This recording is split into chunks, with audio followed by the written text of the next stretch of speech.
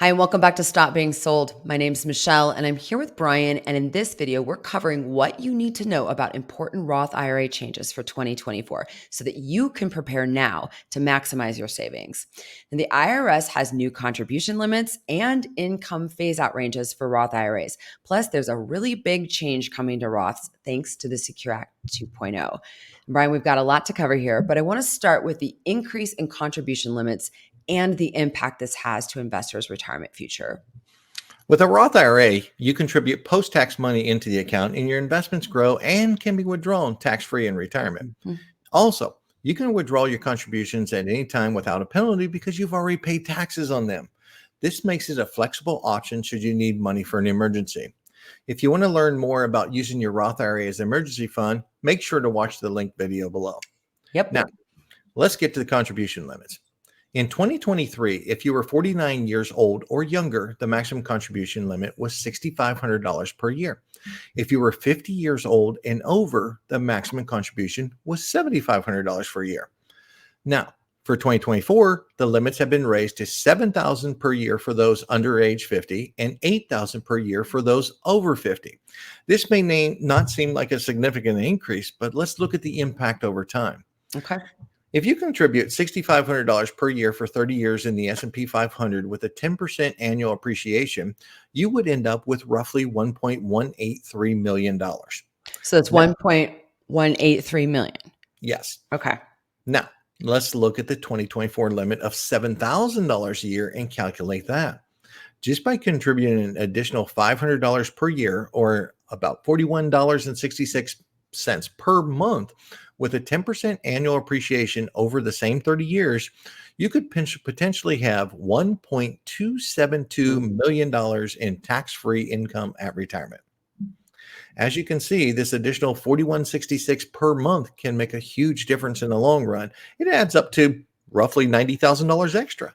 Never underestimate the power of the little amounts over an extended period of time. That's the power of compound interest over time. Yes, it is. Yes, it is. I think it's something we all feel. A lot of people, we all like to focus on that big amount, but what makes those big amounts are these tiny, small contributions over time. Over time. Yep. All right. So also changing for 2024 are income phase-out ranges. They have also increased. Yes. Roth IRAs have specific rules about who can even contribute to one. So let's go through these new changes. Yeah, the phase-out ranges for Roth IRAs for 2024 are: for singles and heads of household, the phase-out now begins at $146,000 and ends at $160,000, up from between $138,000 and $153,000 in 2023.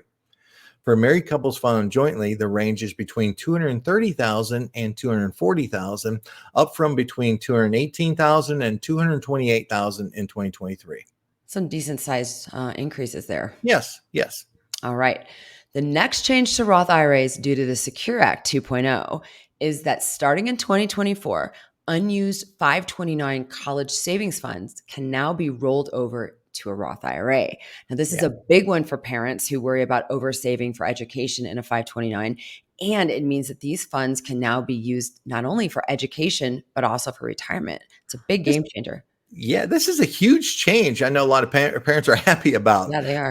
529 accounts allow up to $17,000 in gift tax-free contributions per year, or $85,000 if you elect the lump sum option.